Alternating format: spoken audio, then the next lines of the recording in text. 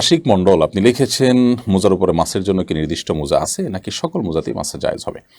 নবী করিম সাল্লাল্লাহু আলাইহি সাল্লামের সময় যে মোজা ছিল সচরাচর সেটি আসলে চামড়া মোজা ছিল। এজন্য ফোকাহে আহনাফ বা হানাফি মাযহাবের মতে চামড়া মোজার উপর মাসা করতে হবে। হ্যাঁ, চামড়া মোজার বাইরে মোজার উপরে মাসা করা হতে পারে যদি সেটার মূল অংশটা আপনার থাকে এবং দীর্ঘ পথ সেটা পরে যদি আপনার হাঁটা যায়, তাতে কোনো প্রকার কাপড়ে মোজাই কিন্তু সেটা অনেক পথ হাঁটা যাবে, 1 মাইল পর্যন্ত হাঁটতে পারবেন, কোনো অসুবিধা হবে না, ছিঁড়ে যাবে না, এবং সেটার উপরে যদি আপনি পানি দেন সেটা আপনার মানে উপরে ভিজা অংশ ভেতর পর্যন্ত যাবে না, পানি ভিতর পর্যন্ত যাবে না, অনেক পুরু যদি মোজা হয় সেক্ষেত্রে সেটার উপরে মাসা করা জায়েজ আছে করেছেন।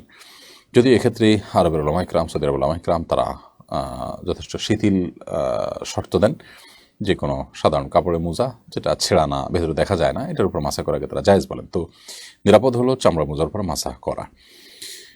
সঞ্জয়